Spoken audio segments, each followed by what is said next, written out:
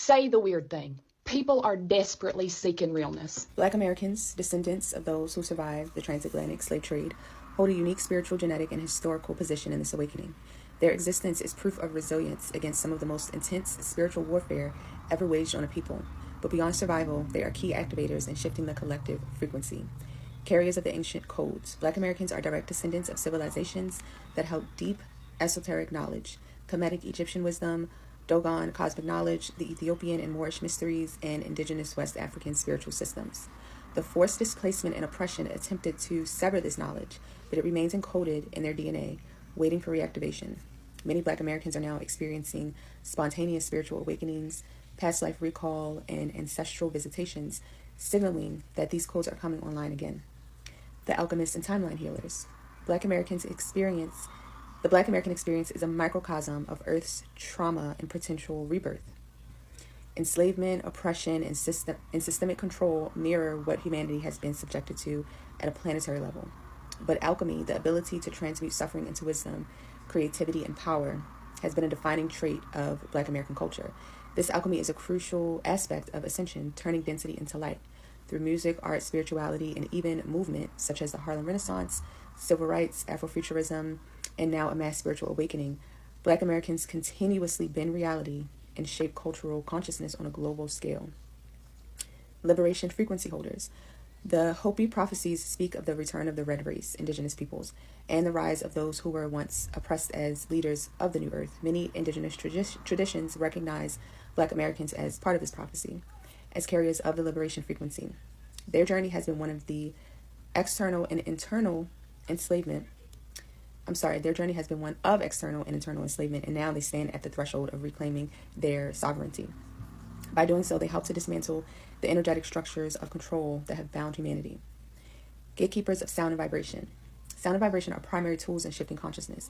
Black Americans have historically been keepers of transformative sound, from spirituals and blues to jazz, hip-hop, and beyond.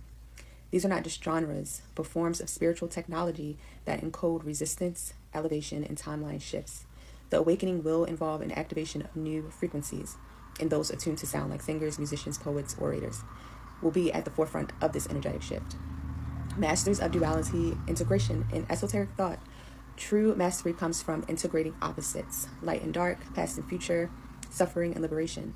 The Black American soul experience embodies this integration, having been forced to navigate both deep ancestral pain and immense creative and spiritual power. This is why Black Americans are often at the center of global movements, setting energetic blueprints that others unconsciously follow. Where do we go from here? The Fibonacci spiral timeline represents the artificial matrix, one of forced cycles, karmic entrapment, and illusion. The crystal spiral timeline represents organic ascension, divine will, and sovereign consciousness. Right now, these two spirals are separating, meaning individuals and groups must consciously choose which reality they align with. For Black Americans, this means shutting generational trauma and programming that keeps them in loops of oppression, fear, or inferiority, reclaiming their spiritual heritage beyond colonial religions and distorted teachings, understanding that their power is not in reaction but in creation, choosing a new paradigm rather than fighting against an old one, activating their unique role in the awakening, whether through spirituality, leadership, artistry, or community building. Good day, family. You ever notice how, with all the chaos going on in the world, Black folks, we're more at peace than ever? It's not because we stopped caring. It's not because we're blind to the evil. It's because something deep in our spirit is waking up. We're not begging to belong anymore. We're not asking for permission to exist. We're remembering who we are and whose we are. This peace is not random, it's prophetic. The Bible says, in the land of our captivity, we would remember ourselves. We would start to put on strength. We will begin to walk not as slaves to the system, but as sons and daughters of the Most High. This awakening isn't coming, it's already here. And with it comes peace that this world can't understand and can't take away. Thank you for listening, my lovely family, and have a great rest of your day. Hi everyone, and welcome to episode 3, right? I'm sure you're enjoying the whole Jeremiah stuff, right? You guys made me do this, so listen attentively. So we are a people under judgment, right? Black Americans are really a people under God, the chosen ones, right? So our core scripture is Jeremiah chapter 5, in verse 26 to 29. So in Jeremiah 26:29, he said, "Among my people are wicked men. They do not plead the cause of the fatherless. Shall I not punish them for these things?" Right? Do not forget, Jeremiah doesn't warn about exile. He exposes the judgment, right? In the last episode I did, we saw how Jeremiah said we lost our heritage, right? And we did. But now it's time to face the hard truth. Some of the judgments we are living through, right? We brought it on ourselves. Is that true? So now this is where it really gets uncomfortable but real, because the book of Jeremiah just said that, right? Sorry, because the book of Jeremiah doesn't just talk about what was done to us. It's also talk about what we've done to ourselves. You understand? In Jeremiah chapter 5, in verse 26 to 28, it says, "Among my people are wicked men. They lie and want. They lie and wait. Their houses are full of deceit. They do not plead the cause of the fatherless." This isn't just ancient Israel. This sounds like our neighborhoods today. Politicians, pastors, police, even everyday folks turning blind eyes to injustice and feeding off the brokenness. Of course, you can see these days people just pretend as if, they don't know what is happening when they actually know what is happening. Black communities are dealing with corruption in leadership, violence and betrayals within, exploitations of the poor, disregard for fatherless, right? We have absentee dads, abandoned children. The judgment wasn't real then, and it's real now. Yeah. So in Jeremiah chapter 5, in verse 29, "Shall I not punish them for these things?" Jeremiah warns that God will bring judgment. Of course, he warns. So Babylon came and destroyed everything because the people refused to change. So today we look and see prisons full, right? Schools failing, gun violence, raging, right? Family broken, and we cry out for justice. But have we done justice? Have we protected our fatherless? Have we turned back to God? Jeremiah said judgment starts in the house first. And too often we build houses on pain, pride, and profit. But it's not too late to turn. So let me just stop here, right? Let's just watch these videos and then I'll be back with the rest ones. I just wanted to watch this video so that you can actually see some of the pains and the awakening that is actually going on right now in the Black community. Yes, Black people are beginning to, find out the truths in this thing. Watch these videos and I'll be back. Do not forget to subscribe. Turn on your notification button. We need a new Black community because the one we have now is broken, and I honestly don't think it can be fixed. The amount of Black Christians, Hebrew Israelites, and Black Muslims in my comment section unprovoked using both the Bible and the Quran to justify 400 plus years of systemic dehumanization, raping of women, unaliving of children, and torture under the guise of God both pisses me off and makes me sad. There is literally nothing in this world or beyond it that could ever justify that kind of treatment to any human being, let alone that coming from a divine being that's supposed to be love. This makes me realize that the unity we think we have is actually just generational trauma bonding masquerading as community, especially since we clearly have generations of bloodline who've never mentally left the plantation. They've just evolved from yes a master to yes a pastor. Clever, I know, but it ain't laying like I wanted it to. From field clothes to pew clothes, overseers to deacons, still asking for permission to be free, still calling obedience salvation, still afraid of their own power unless it's given a biblical name. We've built an entire belief system around pain,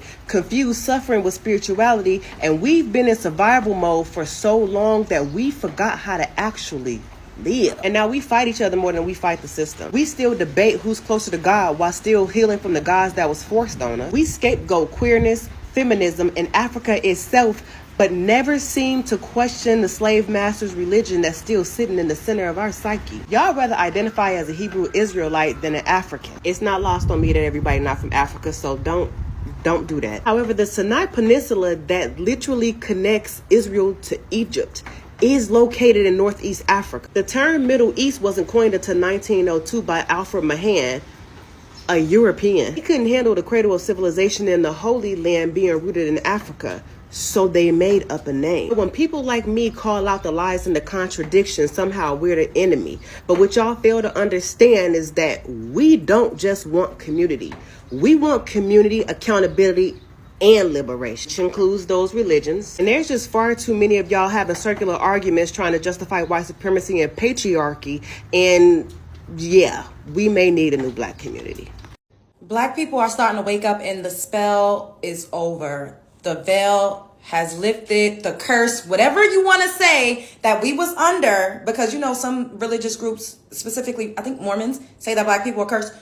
We ain't going no more.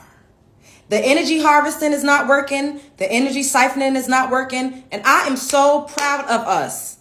I am so proud of us. I really feel like there's been a big shift, a big reset. You know, they say this is the age of the Aquarius, but we literally are waking up. They want us to be out in the streets so bad, rioting, looting, protesting, and we ain't going.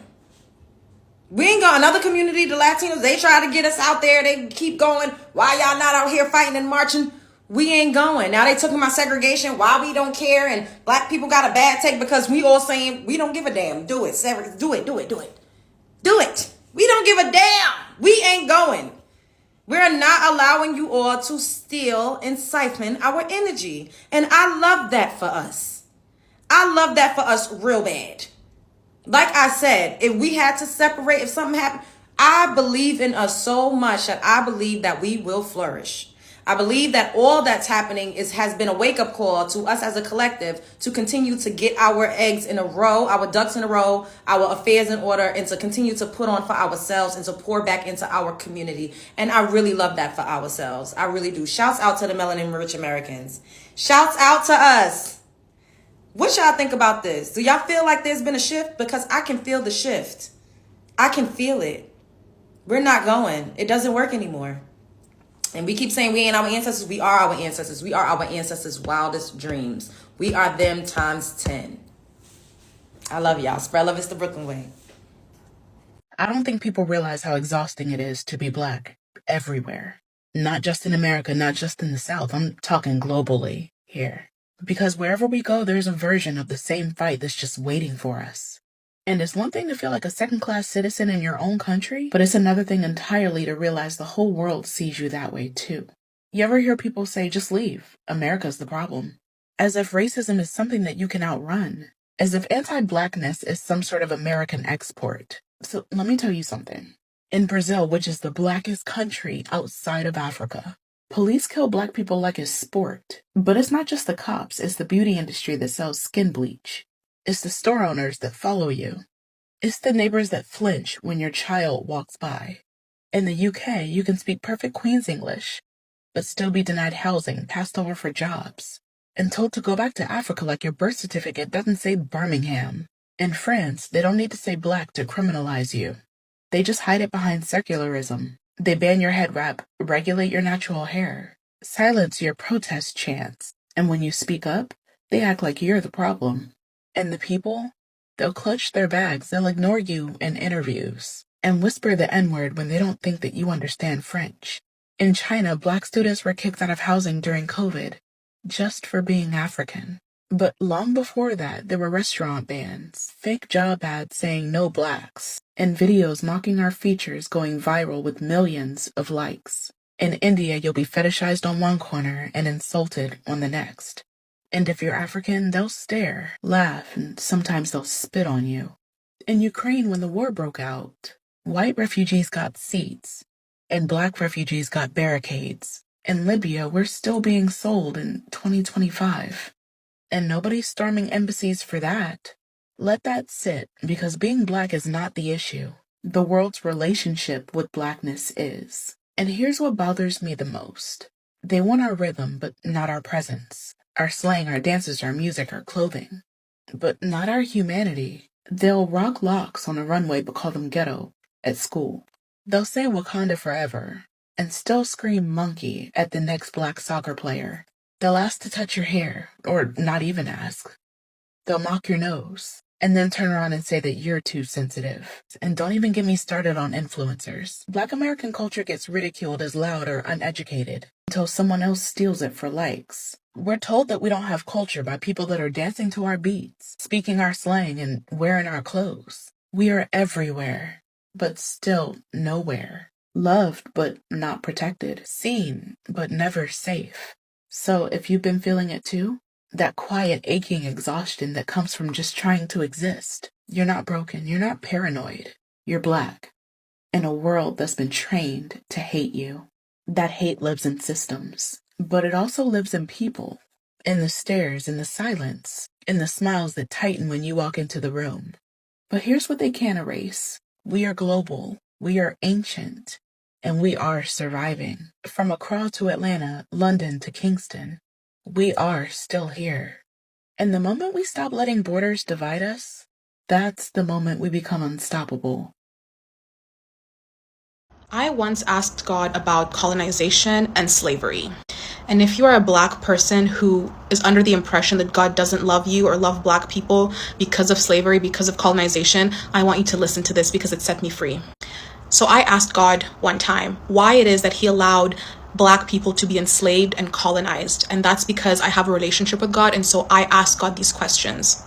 And what God showed me through the scripture was that Black people were not the only, the first, or the last to be enslaved, and that Black people were not enslaved or colonized because of their Blackness, because of their skin color.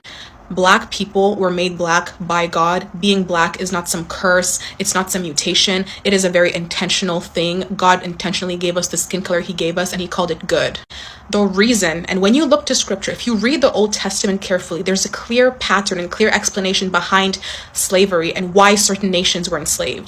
In fact, when you read the Bible from Old Testament to New, you can see that even God's chosen people, the children of Israel, the lineage through which Jesus Christ came, they were not only enslaved, but colonized on multiple occasions, and God allowed it for a very specific reason. If you are to read through the Old Testament, read through Deuteronomy 28, for example, and read about the curses that God places upon people for certain things, this becomes more understandable. The reason in the Bible that so many people were enslaved and colonized by other nations is because they fell into idolatry and worship of false gods. And you might think, it's pretty harsh to allow a nation to be enslaved or colonized just because they're bowing down to an idol, isn't it? But you have to understand that the kind of idolatry that these nations, these pagan nations that were subsequently enslaved throughout history were participating in involved things like child sacrifice, human sacrifice, gross sexual acts. And this isn't a secret. You can actually just look up the history of certain nations, like the Aztecs, for example, and see their religious practices. Much of this pagan worship and idolatry that God condemned in the Bible and that God used as a reason for allowing enslavement revolved around harming other human beings, revolved around killing innocent people in the name of worshiping false gods, killing children. There's a god called Moloch in which these pagan nations would bow down to, and what they would do is they would sacrifice their children to the fire of this god in order to acquire riches. And so even when the children of Israel, God's chosen people, during some point in history fell into the same kind of idolatry, he allowed them to become enslaved by different nations. And remember that during this time, there was no prison system like we have now. Now we have prison systems in which if people commit crimes, they can be placed into a physical prison. Back then, there were no real, systematic ways of imprisoning people. Of course, there were dungeons, but you couldn't place every single person in a dungeon. In comes slavery. In comes indentured servitude. And in fact, what do people call the modern day prison system, especially in the US? Don't they equate the modern day prison system in the United States as slavery? Think about it. But one thing that remained consistent in the Bible and throughout history is every single time people that were enslaved cried out to God, the God of heaven, the one true God, for their freedom, they were freed. You see that in the Bible, and you even see it in modern day history through African Americans who began to turn to God and cry kumbaya and were eventually freed from slavery. So slavery is not God hating African Americans. Slavery actually has nothing to do with skin color and race, but with idolatry and pagan worship that God explicitly condemns. Go read the Old Testament carefully and you'll see exactly what I'm talking about. God bless you. Hey guys, before you go to bed, come and listen to this our sister. Listen to every word that this our sister is saying. I was affected by this. Pray, bitch. Okay? While the doctors is gonna be praying on your ass and praying on your children and praying on your community, you keep on praying while they are PREYing on your ass. They have no tools, no weapons, but they talking about no weapon formed against me shall prosper. It will work. Bitch, they all have worked. I swear. Ho.